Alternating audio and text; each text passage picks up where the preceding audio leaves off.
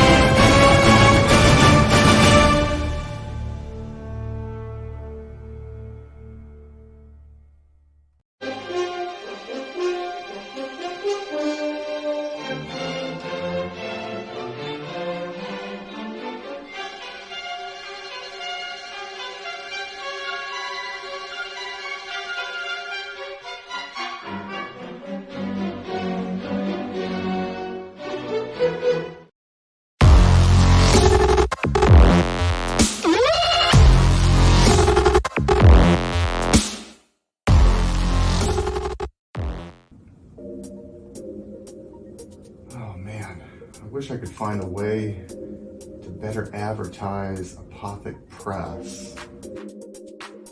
Just back it already. Whoa, Crom, what are you doing here? What's this? The Madness Roku Network. Sponsorship. 1 month of playing your 30-second ad on the network 3 times a day? Oh my gosh, for $20? And you can't beat that. Just back it already. All right, Crom, I'm doing it.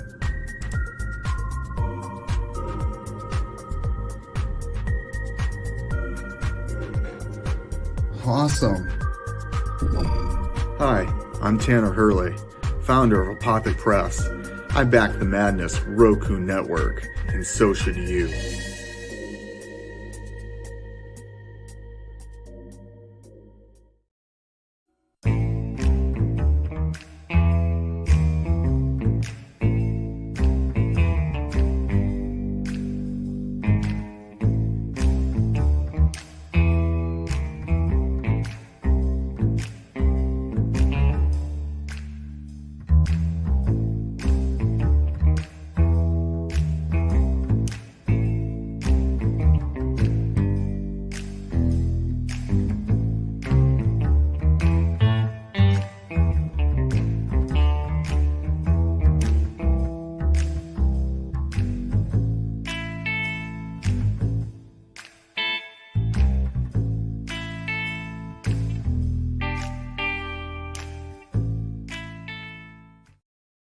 This is my place, okay? I have in here who in the fuck I want.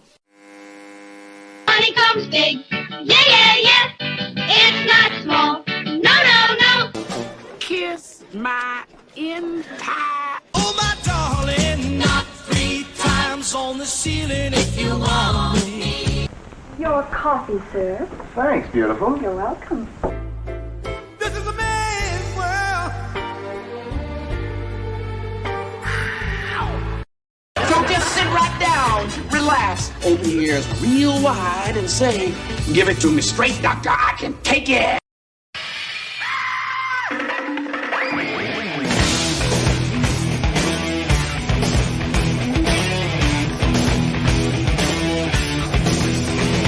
Kick the chocks out from under the wheels. Flaps up. No offense, Margaret. Contact. We're off. Rum, rum. Doctor, doctor, give me the news. I got a bad case of loving you. What heights will hit? On with the show, this is it. Actor is in, babies.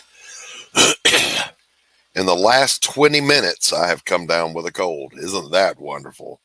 So I need all the help I can get. I got to bring in some backup. Hold on a second here. Roads? Where we're going, we don't need roads.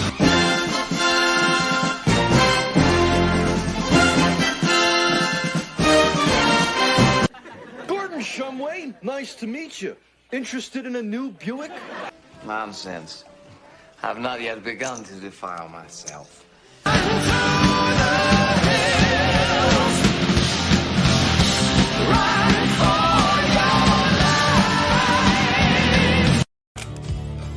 I'll make you famous. You're muted. I'll make you famous. Notice how he did that as though there was no screw up at all. How are you, my friend? Smooth. Yeah, I'm doing good. How are you? I'm good. I'm good. Hey, Glenn Fleming's in the chat. Good to see you. Hey, Billy, Glenn, how are you? Good to see you, Billy Power Max. Always a pleasure to have you hanging with us, Glenn. Yeah, we were backstage doing prep, and I now have a cold. Isn't that wonderful, boys and girls? You just need yourself some goodies powder. I do, and there's no goodies powder to be had because I didn't schedule sickness. That's what I'm saying to you. How you doing, my friend? You know what? I cannot complain. Not that it would do me any good if I did. But that was a very old man response, Tanner. Oh, I can't complain. It wouldn't do me any good if I did. I'm all right. I'm all right. I'm all right. I'm all right. I'm all right. I'm all right. Yep. I need to get that ad on work. Yes, Tanner. you do. I don't know what you're talking about right now, Tanner. So that side hustle is apparently taking off for you, buddy. It is. It is. Hey, so the good news is Perotta has gone to the printers. So I'm looking for fulfillment to start here very soon on Perotta Blood and Mud. Very nice. And, almost finished with a damn dirty thing and going to kick that thing off here shortly. Which means I got to go out on the circuit and start the shilling process. You know, it's just one of those things. Hey, Carrie. Too many long nights of whoring, boozing, and drugs, Doc. No, I did none of those things. None of those things. Always been a perfect lamb. Carrie, good to see you. Oh, Carrie. Yeah, I tried going on the show and realized that, you know, I'm an hour ahead.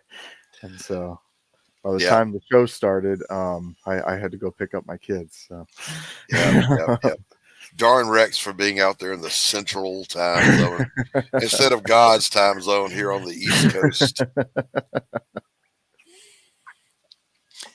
So it's good to see you, my friend.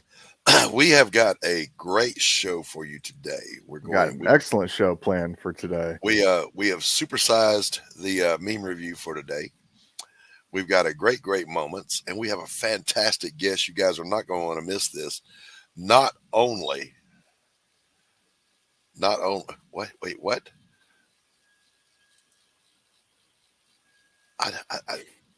Did I say Carrie? Anyway, not only is our guest today an amazing artist, he's also Carl Urban's stand-in. Just saying.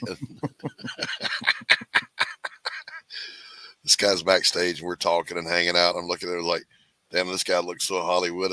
You know, Tanner, he's trying to move in on your territory, buddy. Yeah, it's okay. I'm getting old, you know. No, Oprah is not going to be on my show.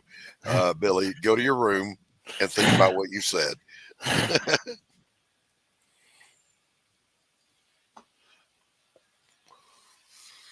Well, Glenn, you know, I'm looking forward to it because, again, you know, I'm a fan. Glenn Fleming can do no wrong. That's true. Hey, Max, what's up, brother? Max hanging with us, Atrocity Press. Good to see you, my friend. Hang around so when we open it up, you can jump in. What's up? What's up? What's up, Anthony Romano, Dark Gift Comics, my publisher, and the writer or the artist on Hunting Alice, coming out pretty soon. Good to see you. Now, I'm a lot, you guys, because I'm not kidding. This cold came on me fast while I was backstage doing the prep. I feel like I've been hit by a truck. Jeez. I mean, you know, they got to start sometime, right? Usually you wake up and it's like, oh, I'm sick. This one hit me while I was wide awake and enjoying my coffee. You know, these guys hear me. Terrible. These guys hear me backstage with my camera off, you know, snorting, coughing, sneezing, hacking, like I'm about to do right now.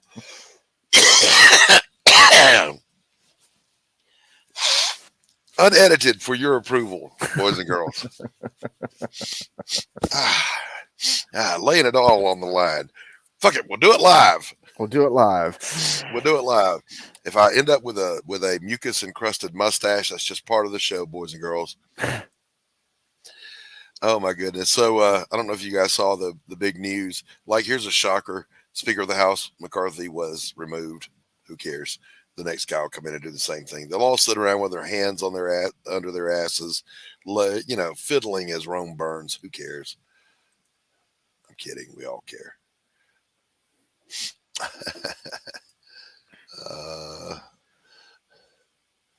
I am not doing a sinus rinse. Okay. I was in the Navy. We spent all our time learning to not drown. I'm not going to drown on purpose.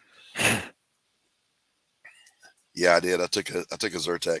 Hey, Charles Adams. Good to see you, my friend. Crazy Comic Collector is, of course, an old writer from back in the comics back in the day, and and has been my best friend for over 30 years now. Good to see you. Well, no, Carrie, that's the attraction of the show. You get it raw. You get the whole thing. So our next guest, we're going to bring him out, let him hang with us during the, I say let him, like I should say we're going to force him to hang out with us while we do our normal segments. This guy is an amazing artist. You know, we work with a lot of creators. We ourselves are creators. We see a lot of art doing the show. Every now and then you come across somebody that you just go, holy cow, man, and your jaw drops because it's so original and so crispy. And this next guy impressed me that way. He's got a project coming out, being published by Tanner's Apothic Press called Satellite Girl. Let's bring him on out here. Welcome, Chris Olette. Hi, guys. Welcome. Hey. Welcome. Crispy. I like crispy. I haven't heard that. It's crispy. It's crispy fresh. And that's what did you say Keith Urban or Carl Urban? I didn't go back, but Carl Urban. Okay, good. All right, good. If I said Keith, I misspoke, and I apologize. Hey, I swap them all the time in my mind. It's fine. Thanks. Yeah, he comes on the show and immediately calls me out. It's the vibe of the show, right? That's the most important. But I'm not wrong. Look at him. He's Carl Urban. So, you know, we were gabbing so much backstage that I feel like we've already done the segment, but you're going to have to do it all over again now. Sure. I don't mind talking about myself. It's all right. Good. Me favorite subject. So, I started to say Carl. It's fine. You can call me Carl. It's fine. I'll respond to both. So, Chris, we were talking backstage, and the question I always ask before I talk about campaigns, I like to talk about the creators. And we're not going to go in depth now because we've got our segments to do. But how long have you been making art, shall we say, professionally? Professionally, so I've always, well, I fully committed to it about 3 years ago, I'd say. I was, I mean, I'd always drawn, I'd always done little projects here and there that had come my way, like friends of a friend or random ads or stuff like that. I've had, you know, gigs while I worked other places, here and there, side hustle, if you will. And then I tried little bouts of committing to it more fully throughout my 20s and 30s, and then really, honestly, Stan Lee's death was a major turning point. Not that of like, I got to do this for Stan kind of way, but it was more that I had this.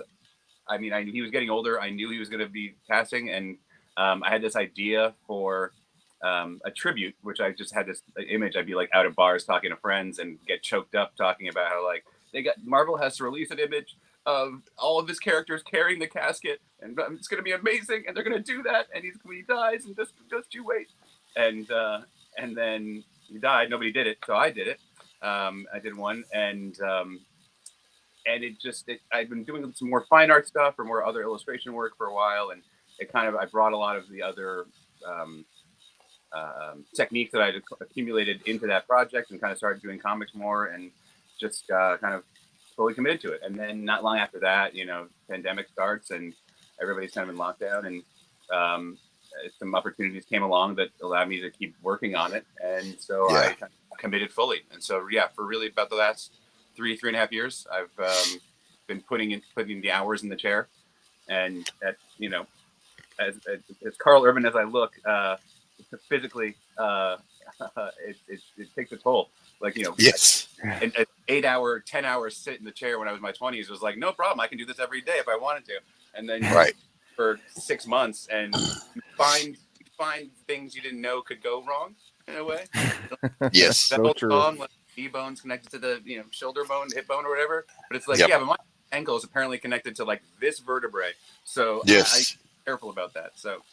Yes, panel 3 is connected to my sciatica. Exactly. Just saying. All right, we're going to jump right in here and start a little segment we like to call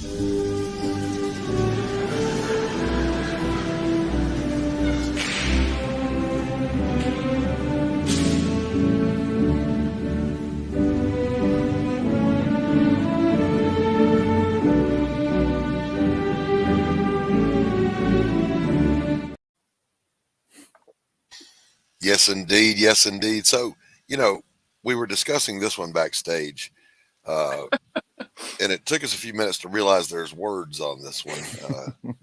And summoning, yeah, it's a nice pool, isn't it, boys and girls? Summoning the devil has never been something so tempting. Yes. I mean, that really could just be meme review right there. Thanks for coming out, everybody. We like it. Here we go. Why don't the 99% of us who aren't offended by everything quit catering to the 1% who are? Been wondering that for years now myself. You know, it's like a room full of adults with a screaming toddler giving in to the toddler instead of putting the toddler to bed, you know? But you can't really fault society when we're led by people like, you know, ooh, I smell children. Whoa, ladies, that's my job. I'd vote for any of those women. Absolutely. I don't know. Bette Midler's pretty crazy these days, man. Did you see that thing where she said she only bathes, once a year? No, I didn't conserve see that. water. Like, are you crazy? And then you are the carbon they want to reduce. Just so you know. Just so you know. You know, there's your daily dose of conspiracy theory. But this next one, y'all, I laughed at this harder than I should have. How does that even happen? I mean, if the coyote's not involved with that, how does that even happen? Well, I don't know. And then, of course, Chris modeled for this next one. Masculinity is not toxic. The absence of it is. Weak men are abusive and spiteful. Strong masculine men are protective and loving.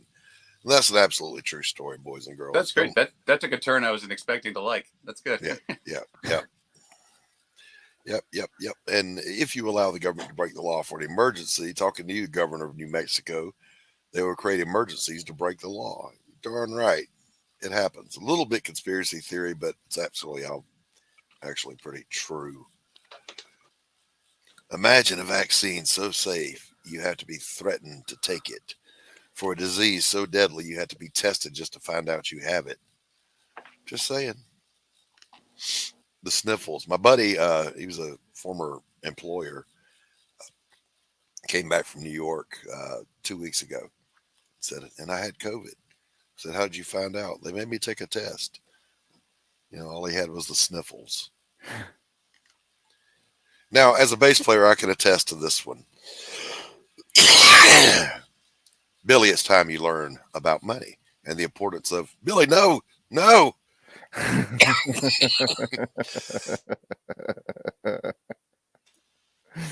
Don't go buy that first bass guitar. You'll never get out from under it.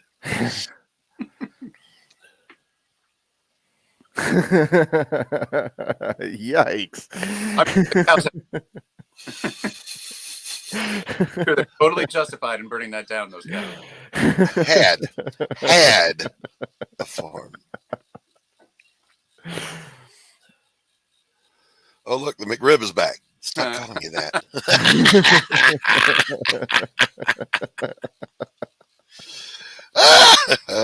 That's funny. I don't care who you are. One of my great comedian heroes.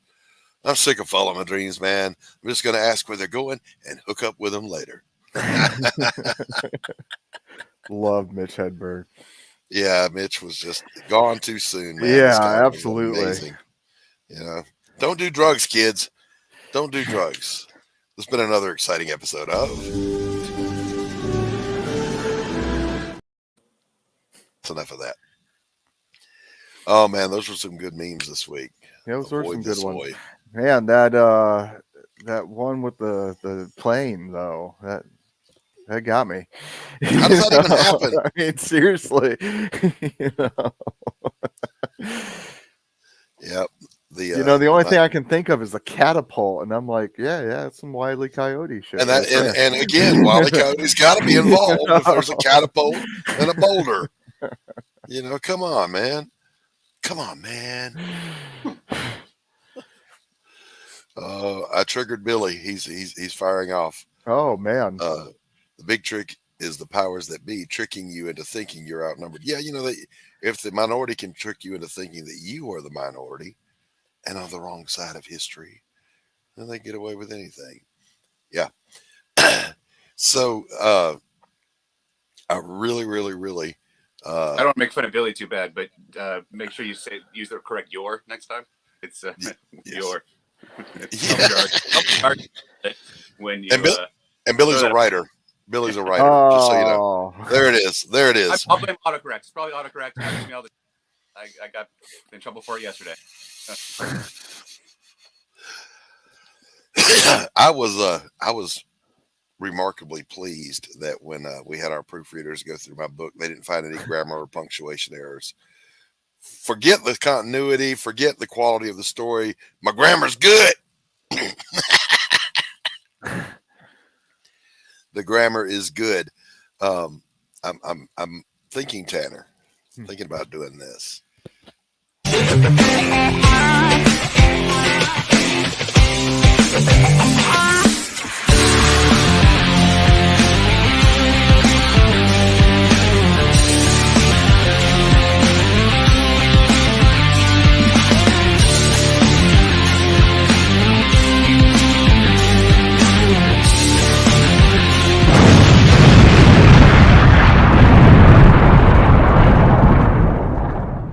Greetings and salutations, my friends. I'm Tanner Hurley of Apothic Press, and we are doing another Great Moments in Comics History.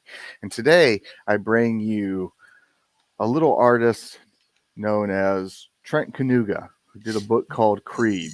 when he was only 16. He came out on the scene swinging, kicking and running. 16 years old, came out with Creed from Hall of Heroes, then got picked up by Lightning Comics and was all over Wizard Comics before you know it. Look at this stuff. Yeah. I remember picking up a copy of Wizard and seeing Trent Kanuga's stuff featured in there and thinking, who the hell? Wait, what? He's 16? Yeah. So pissed. I was so mad. I know. So there I was probably 13, and I was at my cousin's wedding where she was marrying Trent's father. And I love comics, and I was big into art, and they looked over there and they said, yeah, that's Trent. That's his son. And he does this comic called Creed, and I'm like, Creed? I saw that in Wizard.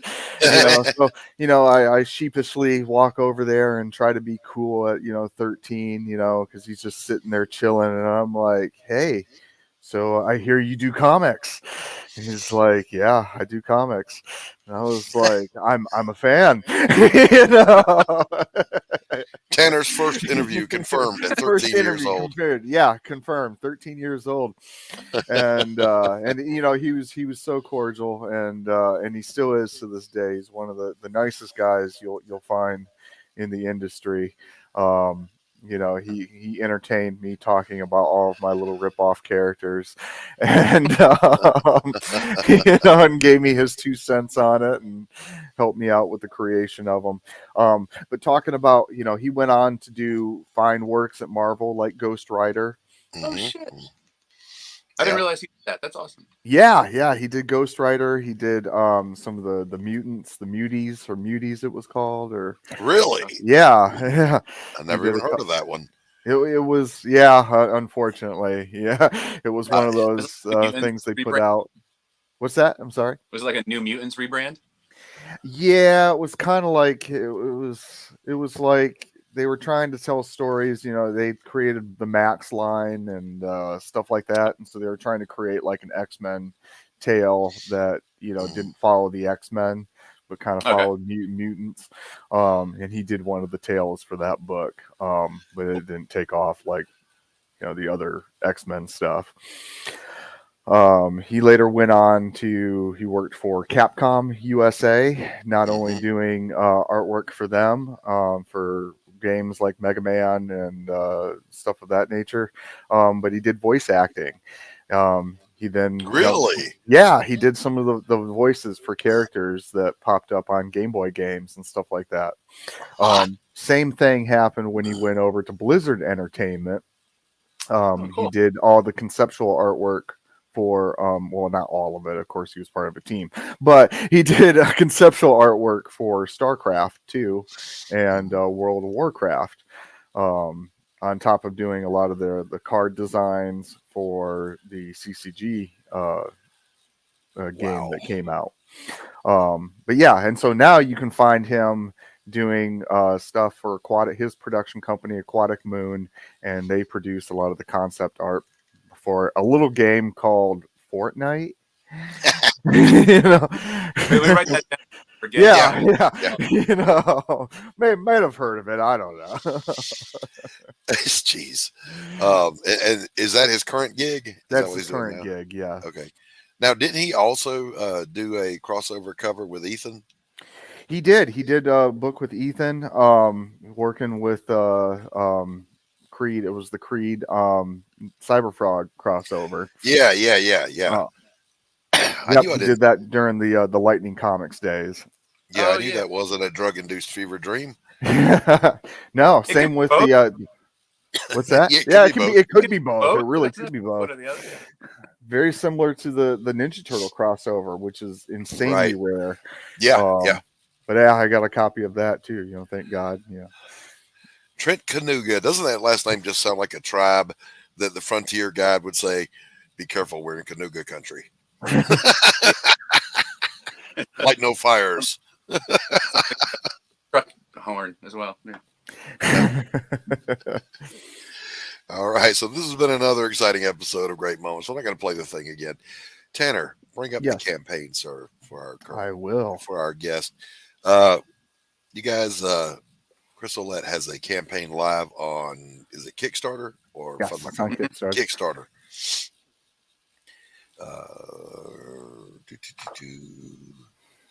And it's called Satellite Girl. And you guys, man, you're in for a treat when we take a look at this.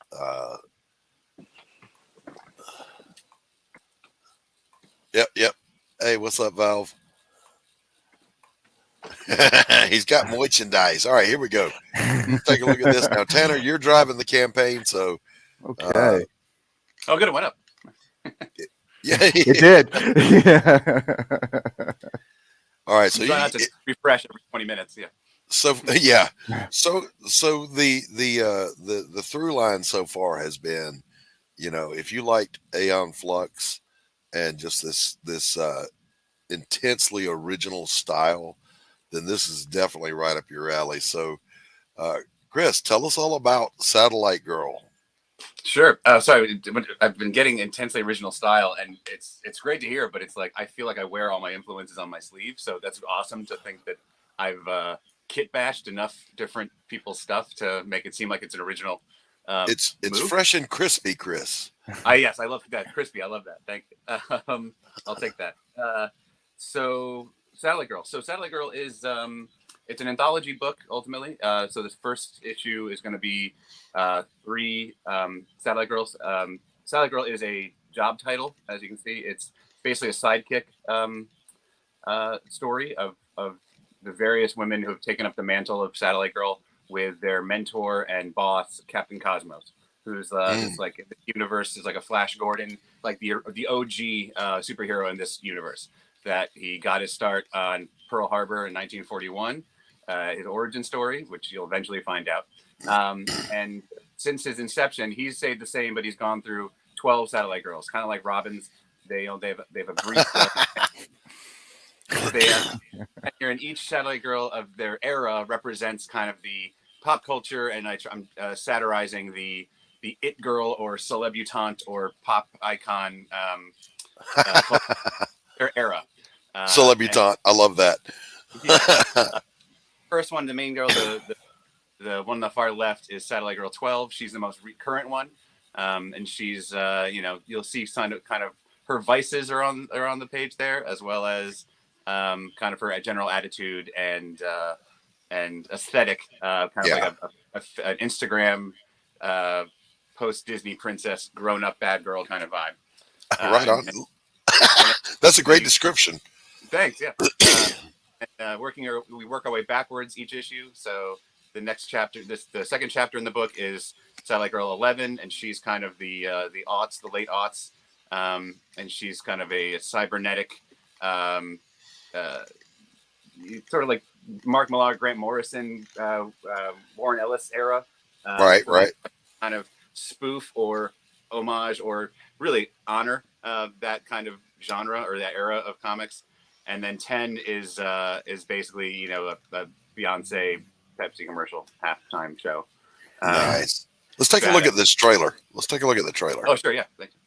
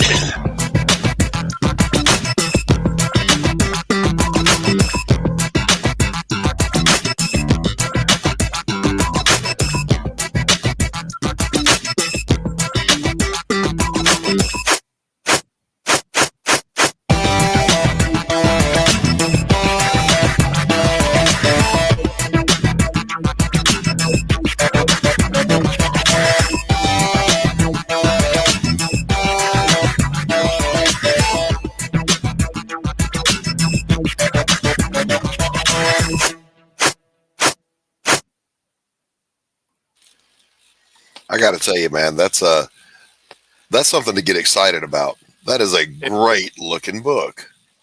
Thanks, man. And that trailer slaps. The music's great. Yeah, it is. Beat drop. Great job, Tanner. Thank you. I appreciate that. I had a lot of fun doing it. I mean, it's probably my favorite one to date. Awesome. All right, so walk us through this campaign here, and then what I want to hear from you is I want to dive, after we look at the campaign, I want to dive a little deeper into your characters and the actual story arc. Sure. If you know, there's so much to talk about, we're not going to have enough time. I'll try and be economic in my explanation. Walk us through. I'm going to go refill my coffee while you get started. Okay. Sorry, what was the question? So here we have some of the pages. We're going to do a walkthrough of the campaign. Some of the pledges that we have here. We got the digital tier, $2. I mean, you can't beat it. Some people are selling it for $5 on up. Yeah. It's not an NFT. Got our main cover for $5. Beautiful 2-page spread, wraparound cover. Oops. And then we get into our variants. Also $5.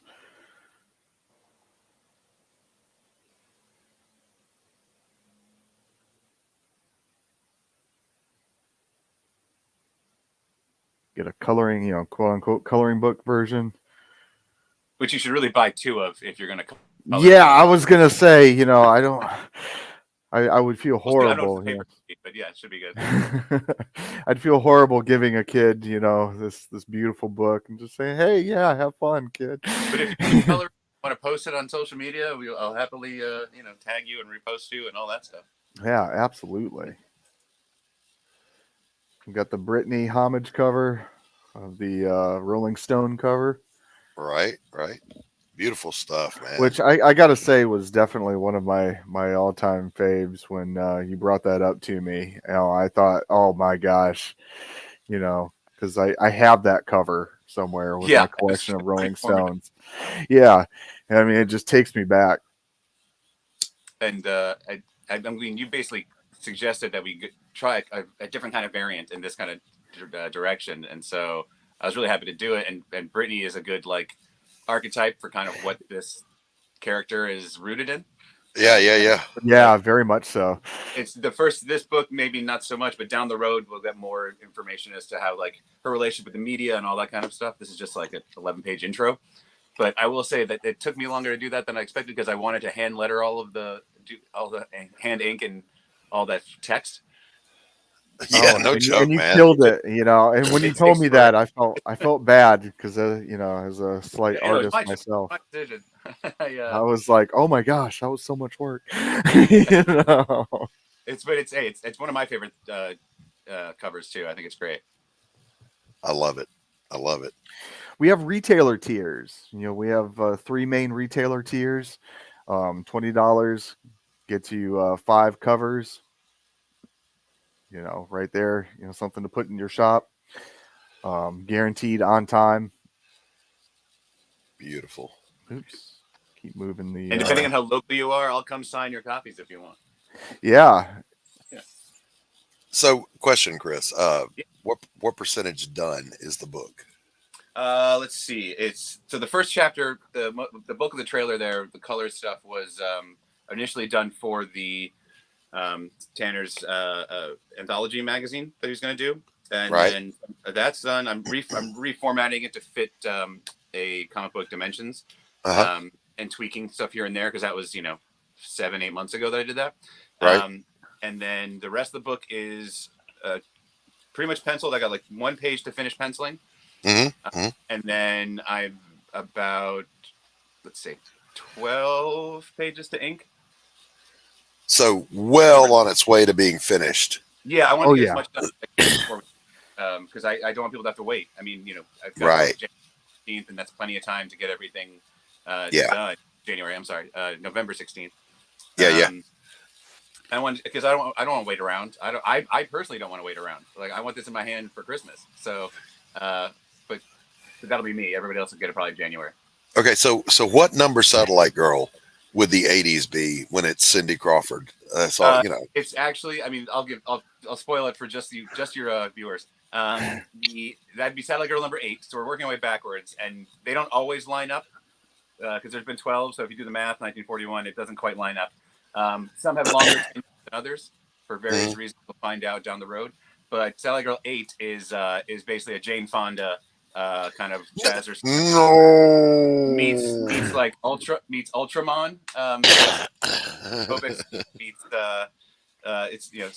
it starts at Studio 54 in the 80s and launches into basically a Sailor Moon Ultraman battle against a giant look, there's a bunch of teasers in the back cover of the wraparound of the back cover of the Satellite main cover.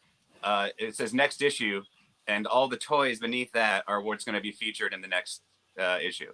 So you have a glimpse into Satellite Girls numbers 9, 8, and 7, and then various other characters. And I did a Lego Studio 54 set at the bottom because I hate myself.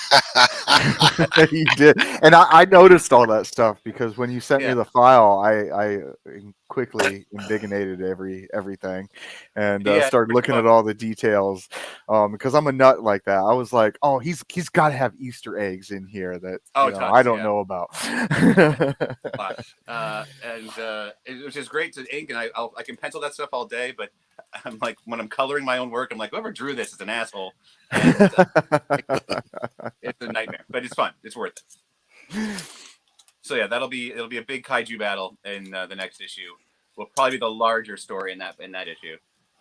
Just so I can do the big, sweeping cityscape vistas and. He froze. I want to take credit for, but I don't think I can. I want to take credit for the word embiggenate. Embiggens. Yeah, it's a Simpsons reference as far as I know. No. Jebediah Springfield, man. Noble Heart Embiggens Society or something like that. I forget. Embiggenate. Well, close. Yeah. We use that word all the time. So we do. I'm asking the chat to finalize the spelling. Is it EM or IM? Oh, I'd say EM myself. Or is it embiggenate? I always say embiggenate. Embiggenate. It flows better. Bow. All right, I'm sorry for that. The medication is starting to kick in, and I'm getting a little loopy bird now. is the word, man. I get it. All right. So, Tanner, drop the link for Satellite Girl in the chat. If you can't drop it in chat, drop it backstage, and I'll drop it. Oh no, we'll easily put this in. I want to encourage everybody, get yourself over to Kickstarter and back this project. Holy cow, you're going to get your money's worth out of this thing. It is seldom a project comes across that has this much visible, obvious personality, and this book has it in spades. Just wow. There we go. Thank you, Doc. That's awesome. Oh man, I throw out praise where it's due, man. And this tickles my funny bone in all the right ways. You know what I'm saying? Not in a Joe Biden kind of way.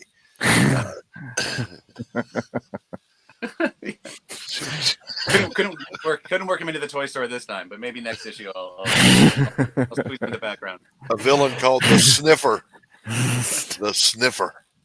Oh, the 80s sniffing. It's a thing. Come on. Come on. Use the trailer. Let's bring that campaign back up, Tanner. I want to take a look at some of those tiers that you've got there.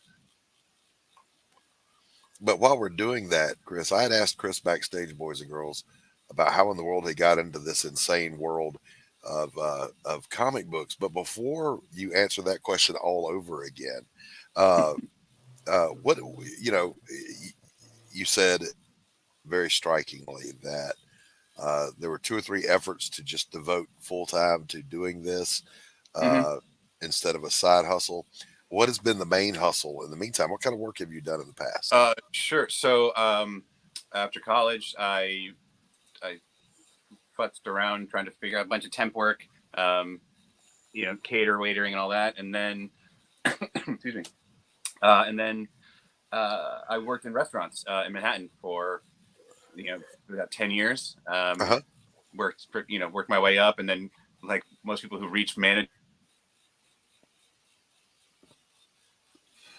Oh, he froze. Oh, we're back. So yeah, I worked managing, bartending, serving, all that, and then got out of there around 2015. Moved back to Connecticut, where I'm from, and then was gonna temporarily. I kind of moved back to Connecticut to focus on all the stuff I wanted to do, all the writing and storytelling that I'd been too tired or frustrated to work on. Right.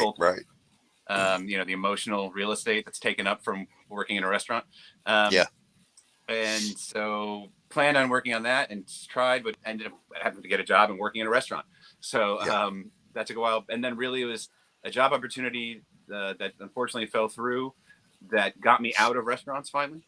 And then working on that. Once that fell through, I didn't want to go back to restaurants, and I had some commissions. I've been working more in the meantime while waiting for this gig to start that I was posting a lot online, and it kind of just started gradually snowballing. And so mostly restaurants and that's about it. So what's your art background? You said you went to college. What did you go to college? I went to college for acting and playwriting. I went to Boston University. Go Terriers. Very nice. And so Go Terriers, he says. Yeah. So I always drew growing up, and I thought about going to school for art. I looked at like Savannah School of Art and Design. At the time, it was the only program that I knew of that had like a sequential art program, and that was more of where my chops were based. Like, but I also, I got some art history experience in college, and was lucky enough to do a semester abroad in London, and got to visit like all kinds of museums and travel, and so I got a good amount of like fine art education, and then always like I do posters for shows and stuff like that, and friends' bands. Right. And then mostly self-taught. MySpace or finding and Facebook and blogs and all that, and like the internet was huge. It's a huge game changer for just being able to find finding Travis Charest or Cheris. I mean, it's always gonna be Cheris in my mind, but Travis Charest like blog in like 2008 was like mind blowing, and like just seeing all of his convention sketches in like tone paper and Koepp coloring. It's like what. He keeps upping the game. What is this? Yeah. It's like it was like Drew Struzan decided to start doing comics, and it was like this is amazing. So speaking of Charest, who were some of the other influences on you as a developing artist? As a kid, it was I think I told you before, like that the Cooper brothers and Jim Lee and X-Men in that era was pretty formative. And then Joe Madureira was like my guy. He was the first guy that I was like, this is my I discovered King Tut's Tomb. Like I'm the only person who gets this person. I'm like unaware of like the sales of millions of fans that are completely on board. That's probably the most like core foundational, like in terms of like the scaffolding or the structure, the bones of my work.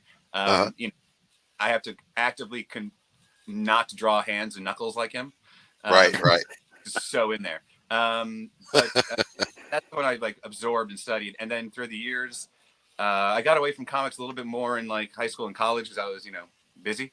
But, and it was not the best time in comics for that matter. So, and then New X-Men and Frank Whiteley kind of got me back in, and really kind of Whiteley for me is probably one of the best visual storytellers in the game now. And I'm not gonna say ever because he's on the shoulders of a lot of great people as well, but he's up there, and his ability to capture a snapshot, like the perfect moment, the perfect frame, to tell like 3 stories or a whole sequence of events in one moment is unparalleled, in my opinion. And it's one frame later or one frame before, and it doesn't work. But he knows how to build these scenes that are just perfect. He does, and he takes these angles for things that you just, Mm-hmm. my brain couldn't even fathom. And then I see the work, and I'm like, wow, this is just, mind blown. Yeah, and it works. It works only. It only works in comics. It wouldn't work on the screen. Yeah. He knows how to use the medium for what the medium does best. And so I really tried. Initially, I just fell in love. I didn't know why I loved it. I just loved it. And then through the years, and with all the people who've talked about him on blogs and YouTube and whatever, I've gotten to be able to articulate a lot of it better. But that's been a huge influence. And then more lately, during the pandemic and stuff, I got more into like YouTube channels and streams that have like Jim Lee doing his drawing thing. It was not so much that I'm harping on like trying to copy their technique. It was more about like it's how the sausage is made, and so you get to see the mystique and like he's using an eraser. Like I didn't know we were allowed to do that. Like how often they'll just wipe out the whole thing and start over again. It's like, oh good. It's like it's not just me. It's everybody. It's very, like, encouraging, and the difference between an amateur and a pro, I realized, is your ability to throw it all out and start over. That's right. Exactly right. Is a phrase I like. It's like the art form is a journey, but the industry is a product-based industry. Right. But like nobody cares how long it took you. They just want that. So you need that's to right. That's what sells. Granted, the YouTube channel is great to show people the 4 times you did it, but yeah. So that. So Chris, I have to shout out Dave Finch as well. Dave, oh my God, yeah. His stream was huge for me as well. It's just little techniques and just kind of drawing along with him, and the community has been great. And he was nice enough to give me a shout out the other night on his live stream for the Kickstarter. So he's a great guy. He's really awesome. Yeah. Let me ask you, Chris, are you working digitally? You work traditional? I work traditionally. I'm old. I mean, I'm old enough that I'm old school that I still am on paper. I ink. There we go. Snapshot. That's kind of a spoiler. That's a bit of a spoiler. But yes, I work traditionally. Always have. But I will say I pencil. I'll do my roughs, my thumbnails on like Procreate, and I'll print those out and like break them down color wise, and keep them as loose as possible. Right. And then lightbox pencil onto paper, and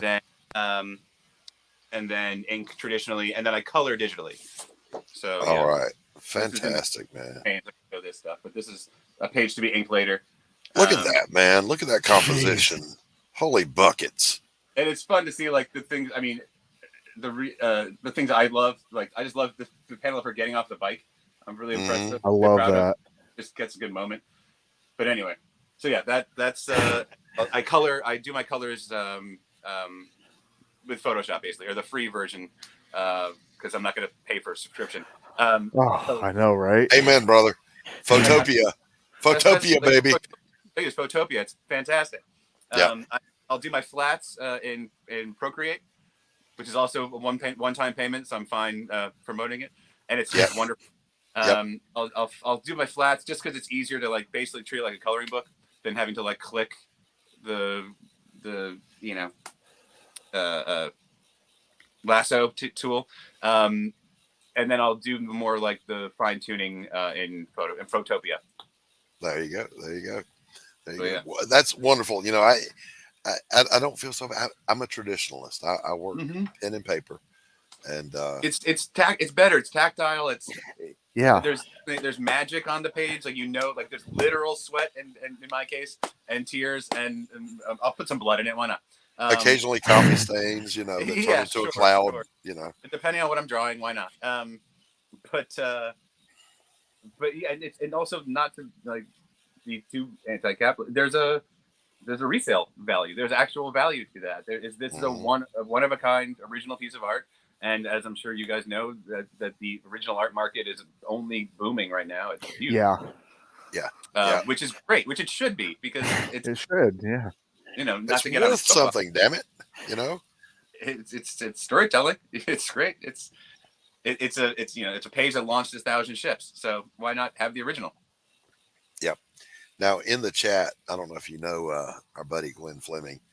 Glenn Fleming had the privilege of twice visiting Jack Kirby at his home, and wow. He's got a book out about it. I normally keep it right here by me, but I have since put it on a bookshelf. He was in Jack Kirby's home, and Roz, Jack's wife, took Glenn into a spare bedroom that was just floor to ceiling with bundles of Jack's work that had not been seen. He had just gotten it back, just like stacks of pages. No, brother, I'm talking filing cabinet size stacks. Wow. And he was allowed to rip into one of them and just pull a page out. And that may have been the first time that original art had been handled since it went to print. And take it? No, not take it. Holy cow, man. That would be awesome, though. Yeah, just like knock something over and then roll it up. Well, Jack was notorious for giving away art at cons. Yeah. A lot of them were. I mean, they didn't have. There was no precious. They didn't consider it valuable. They would flip it over and redraw on the back of the previous page. Yeah, and once they were buy that page, once they were printed, they just went into a pile. Why would you? Yeah. That's the thing that sucks. Like I'm sure the heartbreaking thing is that the art for Action Comics #1 is probably gone. I mean, I don't think anybody owns it. There's no. I mean, if they do, God bless them. But put it in call the Lugo something. Put it in the Smithsonian for Christ's sake. Yes, seriously. But that's the heartbreak, that all these things that you cherish that growing up, that no one's gonna get to touch those or be within Mona Lisa, sure, but if I could be within 10 pages of 10 feet of the cover to X-Men #1, I would give up the firstborn child I don't have. Yeah, so, it's like I've got an original. I've got a few originals. I really like Kyle Hotz, and anyhow, I got an original Lady Death where someone was selling on eBay, and they were selling it for $30, unknown artist. And I didn't even feel bad buying it because I was like, "You don't even know who this artist is. You don't deserve to have it. You don't deserve this. Yeah. Give it to me." It's hanging up in my office now, but mind you, the way it should be. And of course, I show it off when people come in. That's right. But we said all that to say, Chris is working original here. Are you going to sell some original art on a campaign at some point? We have, so I've got a couple of the covers for sale. I'm not the main cover and the interior pages I'm holding on to, but the variant covers, these are 8.5 by 11s. These are all for sale. Oh, look at that! Holy cow! There we go. That fits. And that's on the campaign. This is on the campaign. This is a variant cover. That's Satellite Girl 12. Then you got Satellite Girl 11. This one, unfortunately, is already sold. Okay, all right. I mean, unfortunately for you, but fortunate for me. Right. And then this one's also available. Sorry for the variants. Again, 8.5 by 11, original ink on Bristol, and then the Brittany cover is also available. So this is available as well. Oh God. Sorry, can't see what I'm doing. No, you're perfect. It looks 8.5 by 11, all hand lettered. That's partly I hand lettered. I knew that it was going to be sold as original art, so I wanted people to be able to hang it up and be like, without empty space, and get the full effect. So, and it's all hand inked and lettered and marked and erasered. And wow, beautiful work, my friend. Beautiful. And there's references, to other Satellite Girls and Captain Cosmos and all kinds of fun stuff. And even, we got the Apothic. And what is next? I don't know. We'll see. But if this goes well, issue 2 of Satellite Girl eventually. Yeah. Yeah. I can't see this not going well, Chris. I'm going to be honest with you. Well, thank you very much. Some things just sell themselves. The only thing required is to get it in front of eyeballs. I told you, when I saw his work, I was like, this is lightning in a bottle right here. It is. It is. Thanks, man. Damn it. Damn you, Chris. Perfect. And this opportunity I was very lucky for. I was itching to do something like this. And this, it really came together great. And I'm really pumped about it. So I hope everybody really enjoys it as well. So thank you. We've reached that point in the show where we're going to throw it open to the chat. If you want to come in, hit me up. I'll send you the link. We're going to Max. I'm going to drop the link if you want to come in Madness Reloaded, but I'll also send it to you directly. Max, of course, is the co-owner of Atrocity Press, Machine Gun Mary, Human Hunters, etc., etc. And a couple of other places here. All right. And again, if you want the link, Q, just let me know. I'll drop it for you. And wait, let's do this properly, shall we?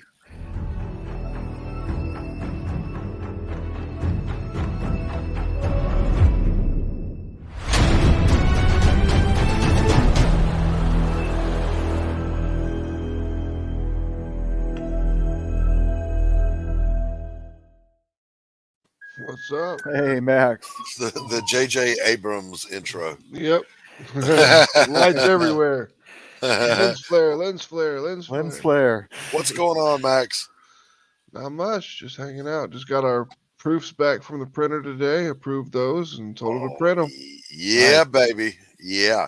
I'm looking forward to. I'm hoping today is the day I get to see the proof copy on Pariah. Max, this is Chris Olette. Chris, this is Max Devill. What's up? How you doing? Max, what do you think about this Satellite Girl thing? Looks good, man. I like it. I was impressed with I really like the magazine cover. Yeah. It's really cool. Thank you. That came together nicely. All right, I'm going to drop the link, but because of trolls, got to be on camera, and I can see you backstage before I'll let you in. So, Q, feel free to drop in, my friend. Q is over in the Netherlands, and he's a super fan of the madness. He is, I think, Crom's alternate ego. I can't prove that. I believe you're right. He may very well be Crom's alter ego. Just back it already. Just back it already. Hey, we forgot to do this one for Chris Olette. Here we go.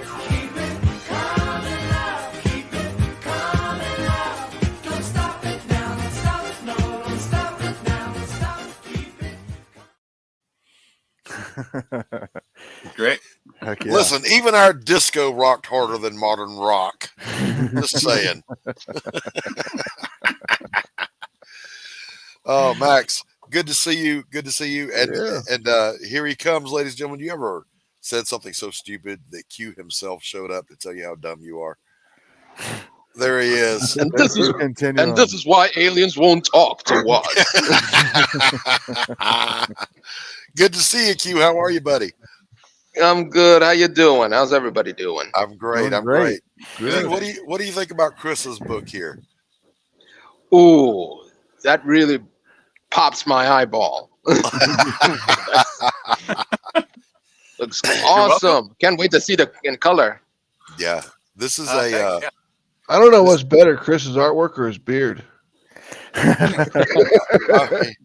This guy, look, that beard is pretty awesome. Max, is that not Carl Urban? Come on. Yeah, he kind of looks like it. Or he kind of looks like Carl Urban from The Boys. What's the guy with that was the look his screen guy. freeze. His screen freeze is perfect just time right to there. freeze too. Who's the Lord of the Pitch? What was his name? He died of a heart attack on an airplane. What? Remember the pitch guy, the fucking OxyClean dude. I don't know. Billy Mays. Oh, Billy Mays. Yeah. But wait, there's more. Got the Billy Mays beard. JFK JFK. We're just gonna cycle through here until we get it right. And Max, of course, condemning you to death. He died on a plane. Yeah, he had a heart attack when he got up. He stood up on a plane and had a heart attack and passed. Wow, it was pretty crazy. Because he didn't wait for the seatbelt sign. So That's That's right. right. So things to avoid: standing up. Yep. Stay seated. It's like you know how we're always taking flights, in the military and stuff like that. As a few of you guys know, my mom, she used to call me up. Make sure you're walking around because you'll get a blood clot.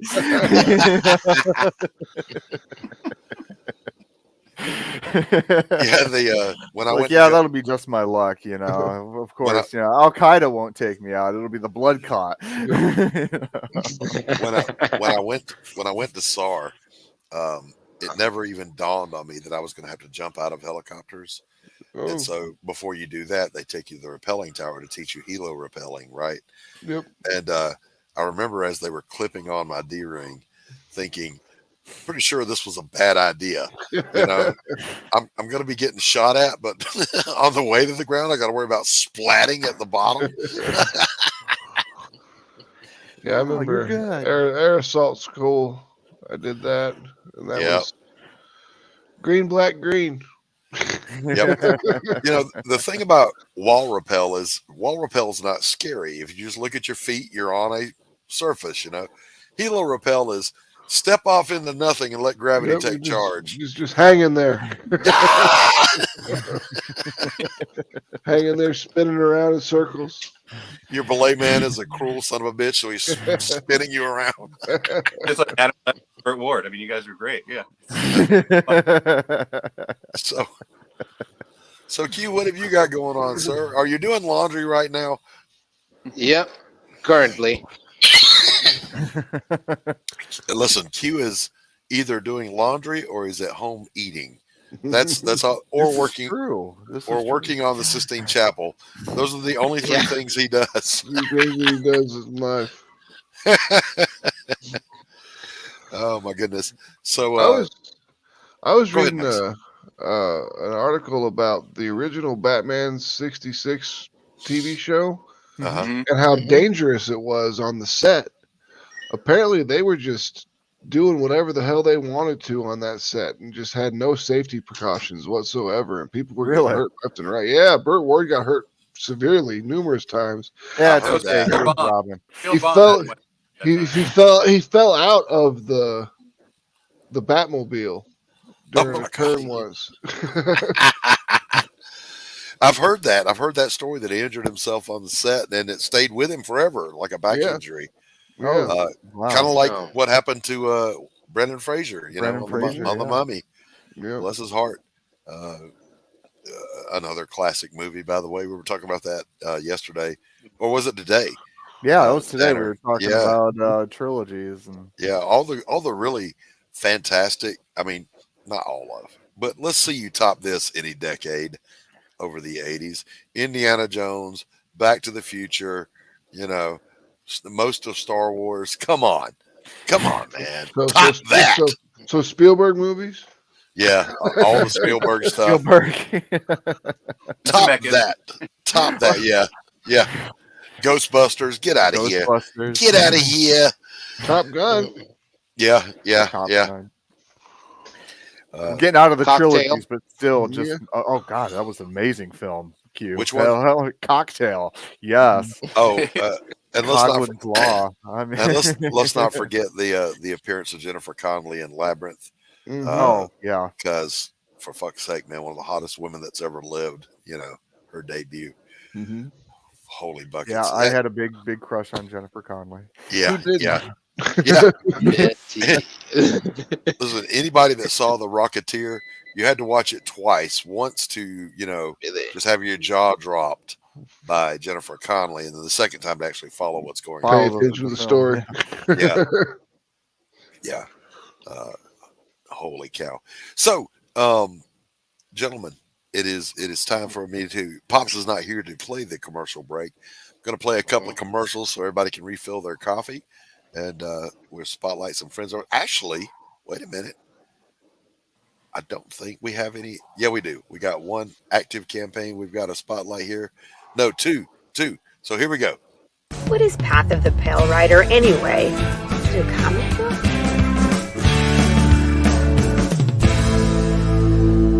No, that's not it.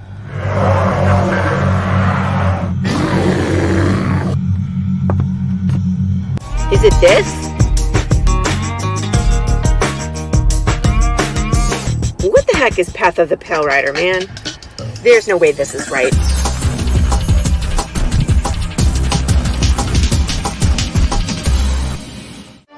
How about this?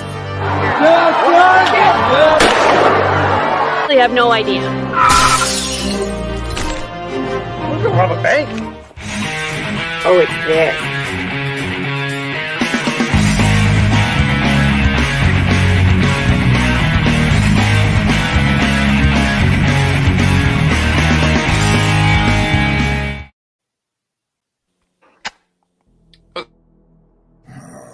I told that moron not to take out my Tchaikovsky tape. No matter, let's get started.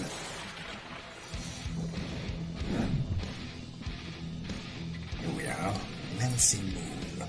The last time we left our heroine, she had just joined my esteemed colleagues at level M. And the soldier who cannot stop talking, a magician with a money issues, and a vampire with a checkered past. With their other teammates she's yet to meet. One in particular might be a little bit shocking for her. I do hope she's not allergic. Back it today, won't you? Like right now.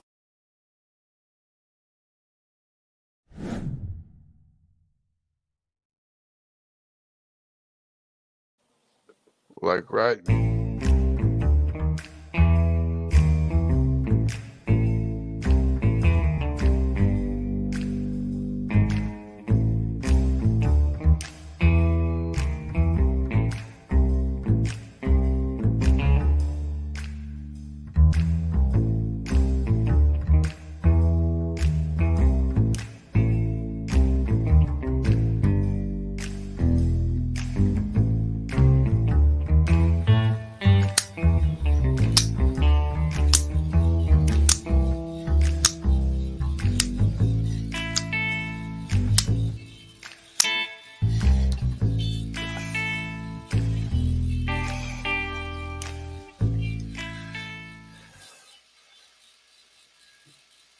And we're back.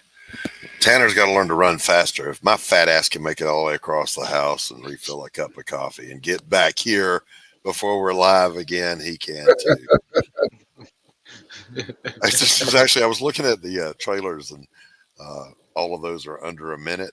And normally, we'll play one of the longer trailers to have time to get to the kitchen, pour the coffee, get back, get situated, So I had to move a little bit faster, Max. And I was afraid for a moment there that I was going to beat you in our race.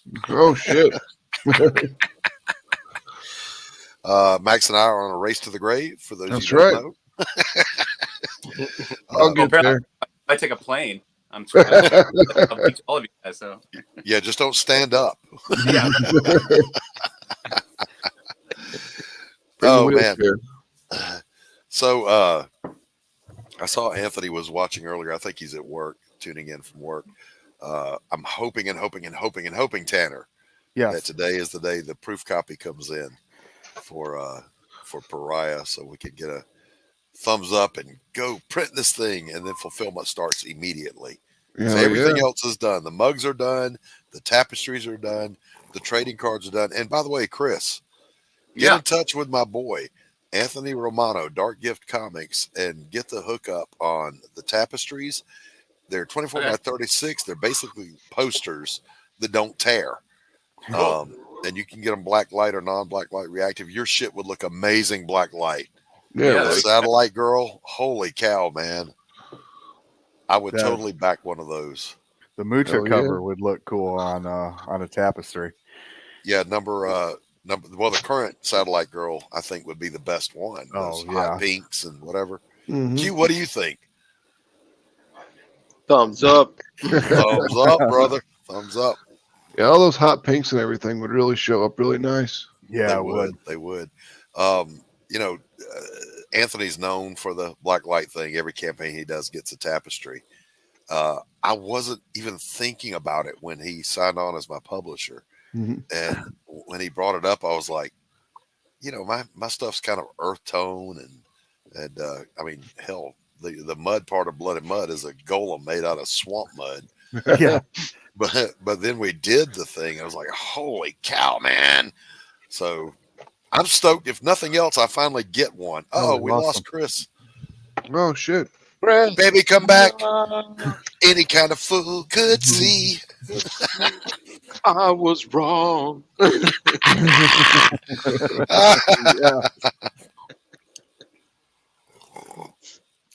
Chris, come back. Listen, I think I drove him off by talking about the black light tapestries. There I go again, Tanner. Oh, man. There I go again. Don't listen. I opened my big fat mouth about somebody's campaign, particularly with tapestries, and I caused a shitstorm. And I didn't mean to. So I had to go around it. That emergency blast, we're about to get that text message pretty soon. They're testing the emergency broadcast. It's going to happen pretty soon, so get ready. Oh, Lord. Lord, I remember when we were, Max will remember maybe, when we were kids, and the Soviet Union had 100,000 nuclear warheads pointed at us. Yep. We would periodically get those, this is a test of the emergency broadcast system. And it was no joke. Yeah, well, back then it was no joke, though, because it meant, and I remember it was on WTCG. They forgot to put the voiceover. This is only a test. And that damn emergency broadcast thing kicked on. Everybody's freaking out. I was like, well, this is it, boys. Here we go. And Orson Welles came out and apologized.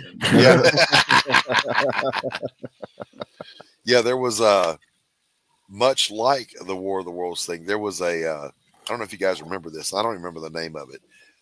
But it was a simulated breaking news thing that was being covered live, quote unquote, about a terrorist setting off a nuclear bomb in Charleston Harbor. And people believed it. And it kept saying at every commercial break. Yeah, it was like that. And it said at the bottom, this is a dramatization. This is not real. Don't freak out. People still freaked the hell out because it was it was very convincing, and they got to the one scene where they're in the news studio talking about the developments, and there it goes. And there's the live shot of the reporter in Charleston Harbor, and you just see the big white flash. Stop. And the screen goes blank. Yeah, my phone is way in the other side of the house, so I don't have to worry about it. But that was a little control. It's a little freaky. Control. You guys have that over there, Q, in the Netherlands? Oh yeah, we had that. What was it? 24 hours prior, they tell everyone, say, don't freak out. It's just a test. It's just it would happen at midday. At first, I was minding my own business. All of a sudden, go, what the heck's going on? I grab my phone and say, oh yeah, crazy popo control. Close it. It's those damn Germans. They're doing it again. It's the boss. Those Germans. Remember when they had the one that was in Hawaii, and they said that the missile was coming from North Korea, and they didn't even say it was a test. Yeah. Everybody's freaking out. Bless you. Woo, thank you. God damn. This cold, man. I'm wide awake. The day is halfway over, and now I'm splattering you guys with. I got hit with a cold while I'm awake, and we were backstage when it happened. That's crazy. It is, man. So I think I'm a little bit ahead of you there, Max. Is what I'm saying. Yeah. All right, so it's about that time, boys and girls, when we start wrapping things up here. It's been a great show. I want to thank my co-host, Tanner, as always. You can find him over at Apothic Press. He's here with me every Wednesday at 1 p.m. Eastern Standard Time. And he has Electric Agent of Helix up and running right now on Fund My Comic. You get over and give it a look. We got Max over at Atrocity Press with nothing but quality titles running. Mary Machine Gun, Human Hunters, Ninja Bimbos versus Zombies from Deep Space. We got Love and Madness coming up in November. We've got Lady Blasphemy coming up next year with along with the book called Native. Yes, indeed. Nice. Yes, indeed. Of course, Chris Olette has a campaign on Kickstarter right now. Satellite Girl, an amazing looking book, boys and girls. You don't want to miss this thing.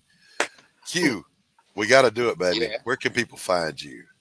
You can always find me here in the Madness Comic Book Network on YouTube and Roku. Yeah, and Roku. And Roku coming up. You guys get over to Kickstarter. Check out the Madness Comic Network Roku campaign. It's funding right now.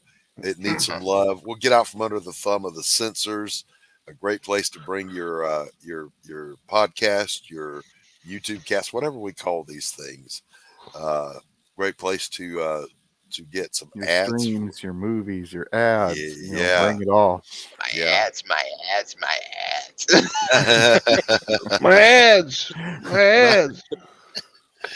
All right. So with that, I want to thank the chat as always. You guys are the reason we do what we do. Without you, none of this is possible. We love you. Have a great day, everybody. Bringing you sex, sass, and style. Buckle up and unlock your imagination for a fun adventure with these death-dealing dames. They sail the galaxy in search of spoils. The most dangerous acquisition, and the most fruitful, are the legendary Splinters of Yggdrasil. The Splinters are magical artifacts forged from the Tree of Life that wreak havoc on the universe. The missions are perilous, but the bounty is glorious. Enjoy our hyper-fictional wonderland. How is a pirate ship sailing through space? 'Cause magic. How do they heal so quickly after battle? 'Cause magic. How are they able to communicate through jewelry? 'Cause magic.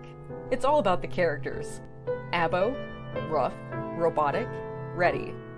Mo, carefree, callous, courageous. Mistress Graven, daring, diplomatic, dominating. Betsy, academic, accountable, aristocratic. Nefara, ancient, assured, adrenaline junkie. Bruto, proud, prominent, protective. Fisty, independent, incendiary, invigorating. Roxy, superficial, scarred, secretive. Once you get to know this diverse crew of mythical miscreants, you'll be anxious to find out what trouble they'll get into on the next episode. Go to abogrizzly.com and order both halves of the first episode today. Comic Books for Kids provides comic books to kids in hospitals and cancer centers across the U.S. It's a place where we can all work together to make sure every child has a comic book. 100% of all proceeds go towards the kids. It's about making a difference, and while they're in the hospital, allowing them to fly like a superhero, battle dragons, or rescue teddy bears. We are in every state in the country and now support over 160 hospitals. Every month, we add more. Visit cb4k.org. How do you end this thing? How do you put where's the brakes on this bus?